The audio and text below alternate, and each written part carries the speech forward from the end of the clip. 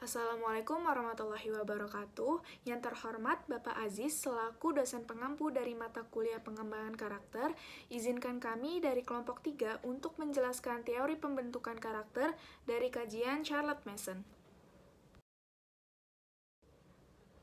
Pertama-tama, saya akan menyebutkan nama-nama dari anggota kelompok 3. Yang pertama, saya sendiri, Kirana Maharani, kemudian ada Tiara Azka, kemudian Hernanda Rian, lalu Naura Syifa Aisyalika, kemudian Rahadatul Aish, Siti Nur Azizah, dan yang terakhir, Andrian Fernandes. Sekarang saya akan menjelaskan mengenai biografi dari Charlotte Mason. Charlotte Maria Shaw Mason, atau biasa dikenal sebagai Charlotte Mason, adalah seorang pendidik kelahiran Inggris yang menginvestasikan hidupnya dalam meningkatkan kualitas pendidikan anak-anak di Inggris.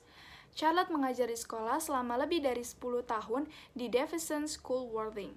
Selama mendidik di sekolah ini, ia pun mulai mengembangkan visinya, yaitu a liberal education for all, atau pendidikan liberal untuk semua. Pada masa era Victoria Inggris, anak-anak diajarkan berdasarkan kelas sosial, yaitu di mana seni rupa dan sastra hanya disediakan untuk kelas yang lebih kaya. Dengan itu, Charlotte membentuk suatu kurikulum yang liberal, di mana pendidikan ini dapat terjangkau bagi semua anak terlepas dari kelas sosialnya. Charlotte Mason menekankan metode pendidikan berdasarkan pengembangan karakter. Charlotte menjelaskan bahwa hasil dari pendidikan harus didasarkan pada pendidikan karakter dan pembiasaan. Charlotte memandang bahwa mengajarkan kebiasaan positif merupakan salah satu cara mengedukasi anak-anak.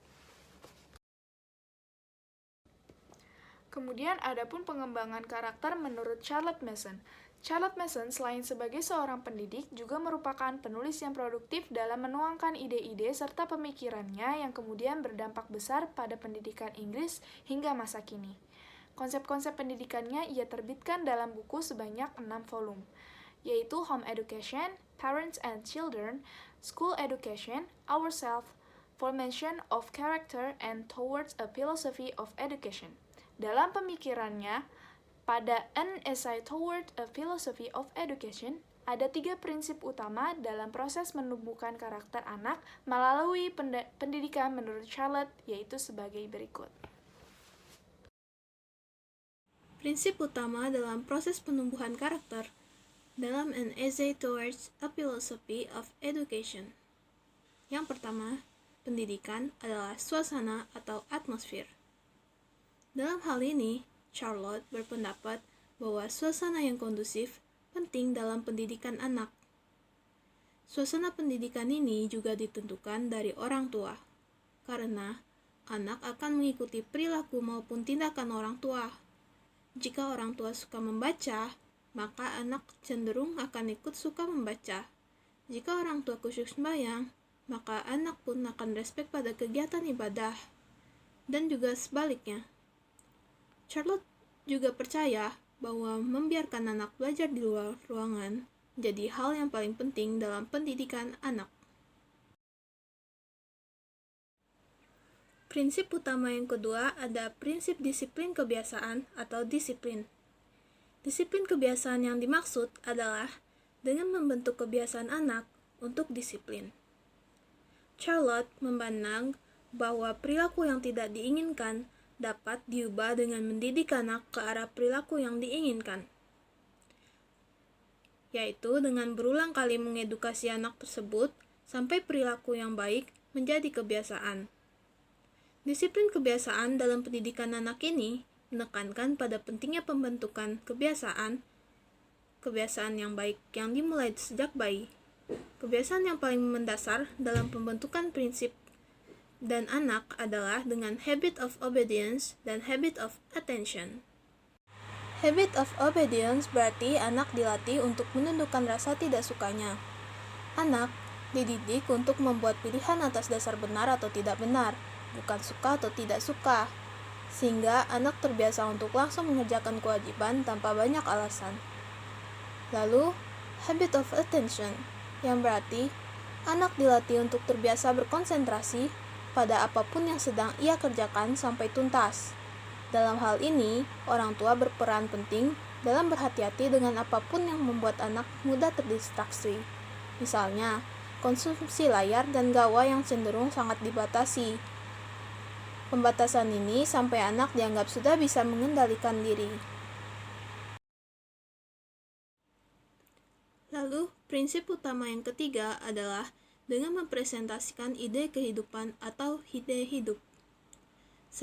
Charlotte sangat percaya bahwa pendidikan dengan mempresentasikan ide kehidupan ini adalah dengan cara membiasakan anak membaca buku. Karena anak tentunya memiliki keingintahuan yang besar. Dengan membaca buku, anak dapat mendapat ilmu pengetahuan dan prinsip-prinsip berperilaku dalam kehidupan. Dalam hal ini, anak-anak setiap harinya didorong untuk membaca buku bermutu atau living books. Setelah membaca, anak lalu diminta menceritakan kembali isi bacaannya. Perkenalkan, nama saya Hernanda Rian Kustama. Kali ini saya akan menjelaskan prinsip lain dalam mendidik anak menurut Charlotte Mason. Charlotte Mason memiliki 3 prinsip. Yang pertama, prinsip dalam memandang anak sebagai individu yang utuh.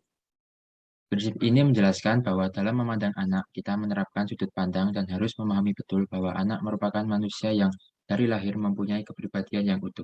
Setiap anak sudah punya template-nya masing-masing dan bukan sebagai ember kosong atau kertas kosong yang bisa diisi sesuka hati secara otoriter tanpa kesepakatan.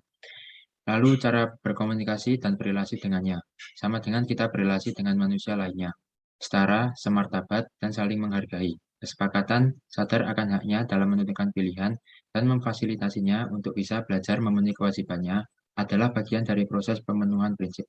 Kemudian yang terakhir, yang perlu dipahami adalah bahwa anak tidak pakem baik dan buruk, tapi ada kemungkinan baik dan buruk. Kemudian prinsip yang kedua adalah prinsip dalam otoritas dan ketaatan. Keduanya bersifat alamiah dan dibatasi oleh respek. Dalam prinsip ini, Charlotte Mason menjelaskan otoritas dan ketaatan berlaku bagi semua orang. Baik diterima atau tidak, itu adalah sesuatu yang alamiah yang harus dipenuhi untuk menciptakan keharmonisan. Namun, dalam menerapkannya kepada anak, orang tua harus menghargai kepribadiannya, karena otoritas bukanlah lisensi untuk menyakiti anak. Yang terakhir, Charlotte Mason menjelaskan, orang tua dilarang mempermainkan rasa cinta, rasa takut, sugesti, atau karisma, atau hasrat-hasrat alamiah anak lainnya. Prinsip yang ketiga yaitu prinsip dalam penerapan instrumen pendidikan. Paham tentang perilaku akal budi, dan betapa luar biasanya pikiran dan kemampuan anak dalam belajar. Prinsip ini menjelaskan akal budi dirancang untuk menerima, mengolah pengetahuan menjadi sesuatu yang bermanfaat. Oleh karena itu, melatih anak untuk memanfaatkan akal budinya sangat perlu dilakukan. Lalu, akal budi bersifat aktif, tidak pasif.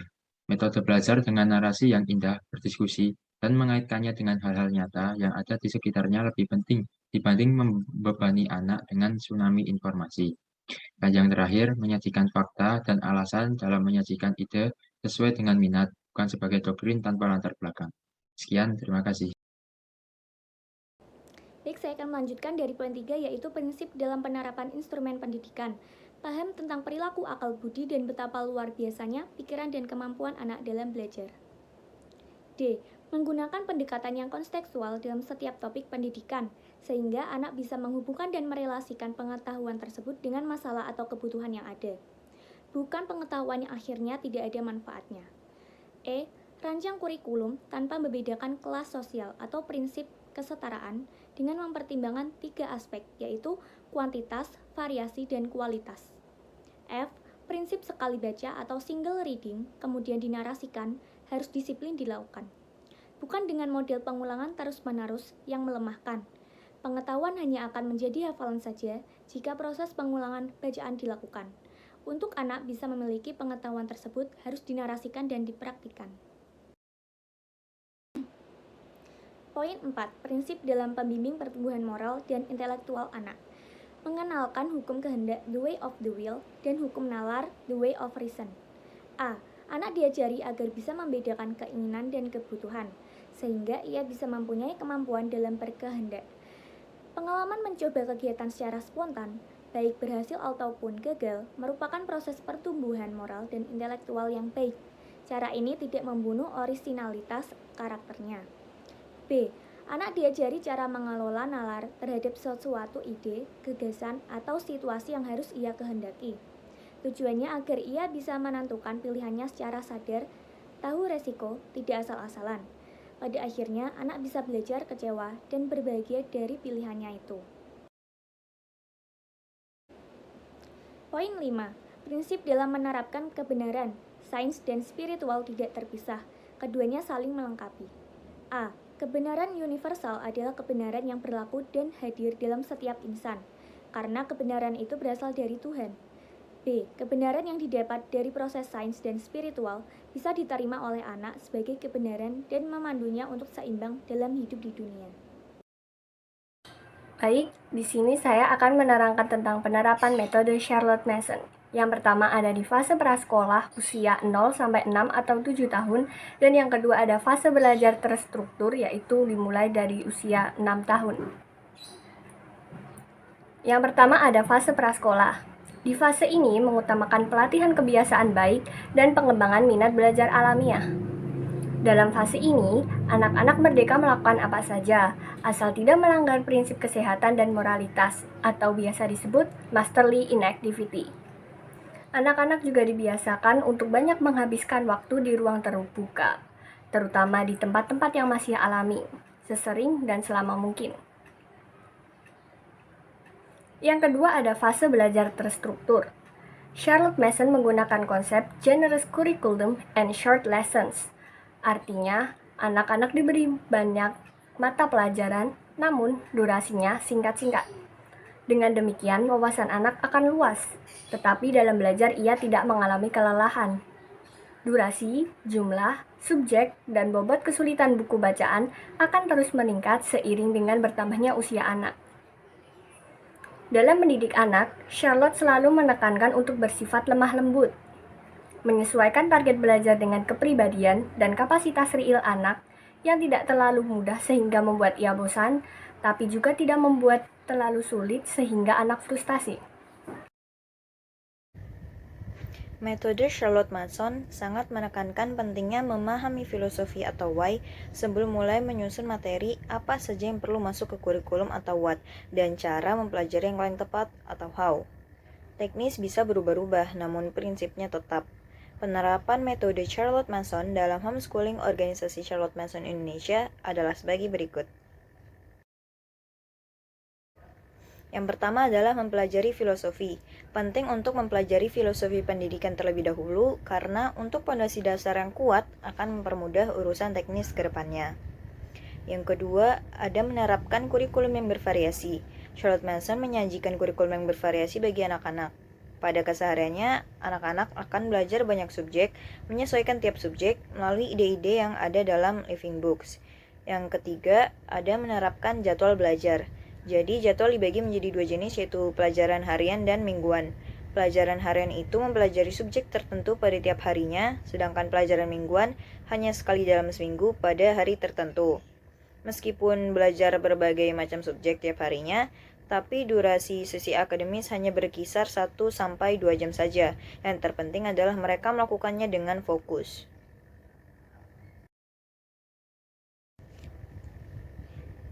Selanjutnya melalui narasi. Karena melalui narasi, maka anak-anak akan membangun kebiasaan mendengar seksama, berpikir mandiri, memahami gambaran besar secara utuh, dan terampil dalam mengkomunikasikan isi pikirannya. Diskusi sendiri tidak harus dilakukan, tetapi pendamping boleh mengajukan pertanyaan yang melibatkan proses berpikir. Masterly inactivity. Selepas kegiatan akademis, anak dibebaskan menghabiskan waktu sepanjang hari dengan hal yang ia sukai. Dalam metode CM, prinsip ini bernama masterly inactivity.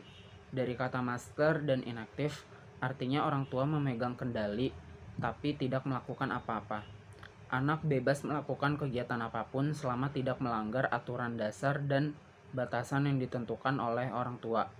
Masterly inactivity sebenarnya juga bagian dari pendidikan karakter, yakni melatih anak terbiasa berinisiatif, mengenali dirinya, berpikir mandiri, juga mengatasi rasa bosannya sendiri tanpa menunggu pihak lain.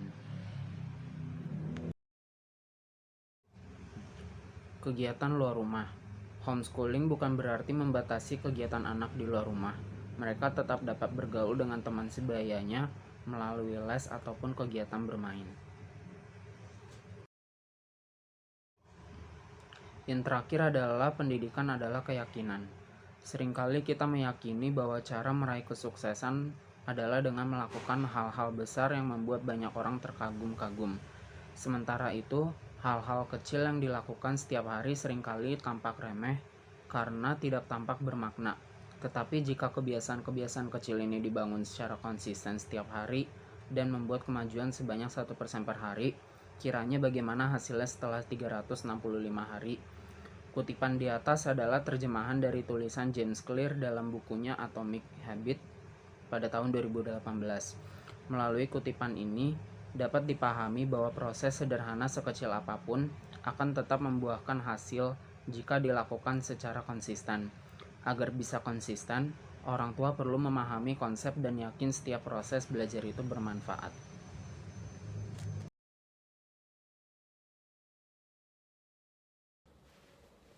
Mungkin itu saja yang dapat disampaikan oleh kelompok 3. Kurang lebihnya mohon dimaafkan.